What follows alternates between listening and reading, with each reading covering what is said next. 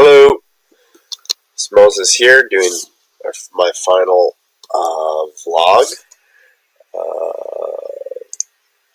So here I'm going to be looking at many teachers claim that they teach course selectively according to their principles and their learners' needs. To what extent can this practice remain true to single theory of learning and theory of language? Should this eclecticism even be a concern?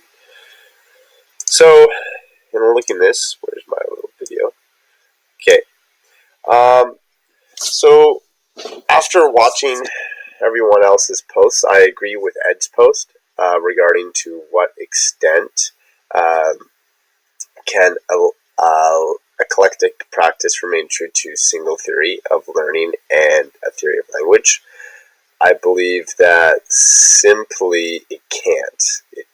It's not possible. Learners' needs can require different methods or approaches, and with them comes different theories of language and learning. For example, in my context, a student trying to pass the standardized English proficiency test in Japan, known as Aiken, will have very different needs than the student who is only focusing on trying to improve communicative competency. I will use very different methods or approaches in such cases. For one will require more accuracy than the other. Other will require more fluency, for example.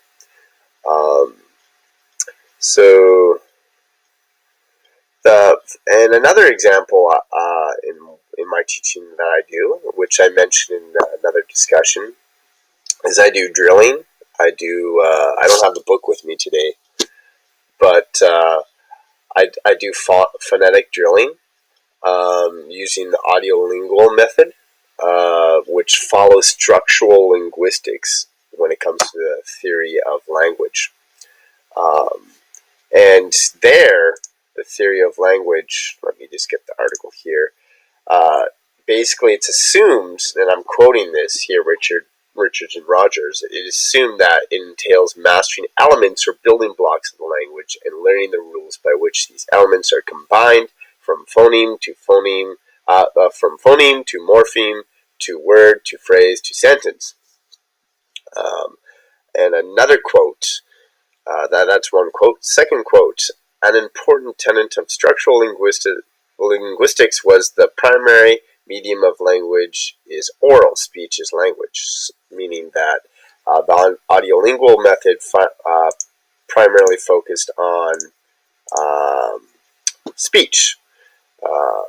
Now, despite this, okay, even though I do phonetic drilling, I do follow the audiolingual linguistic method, it doesn't stop me from asking students questions about the page that I drilled them on, which is following kind of a communicative language teaching. Like, for example, the drill would be apple, book, cat. Maybe I'll ask a question to the students. Well, where's the apple? What color is the apple? For example, this is communicative. And even though I'm doing the phonic drilling, it doesn't stop me from asking questions about the page drill. And nor does it stop me from assigning written homework as well. So the audiolingual method believes that, for example, phonics and morphemes in words, the speech portion needs to be developed first before the written portion. I believe that could be done simultaneously. I don't believe that you need to master. You have to wait until you master these specific structures of the language till you could start another one. I think I don't agree with that. So that's just an example of an eclectic approach in the classroom that I do. Now, as for the concern, while I do agree what others have posted regarding the concern of eclecticism without forethought, I completely agree with that.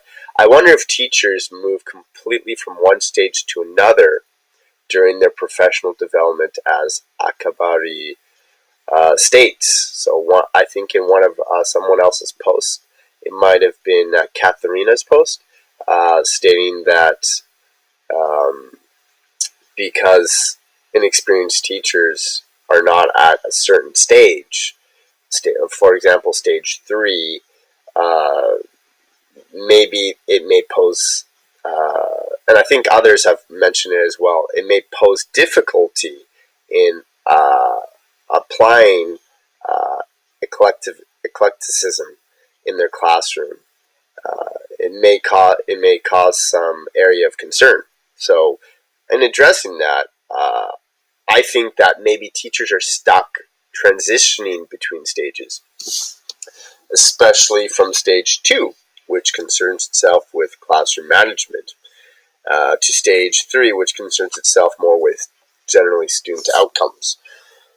I feel that teachers sometimes reach stage 3 only to regress back to stage 2 at times. I feel that this is a fluid approach. Development is fluid. We go up and we go down at times. In the case of children, for example, classroom management can be very challenging. Therefore, I think teachers who are still developing can still follow an eclectic approach as long as it has forethought behind it.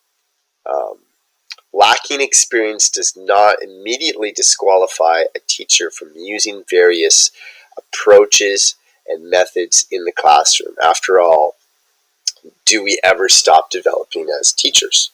So that would be my answer to the second question: is should eclecticism even be a concern? And thank you very much. It was a pleasure discussing these posts with you all. Thank you.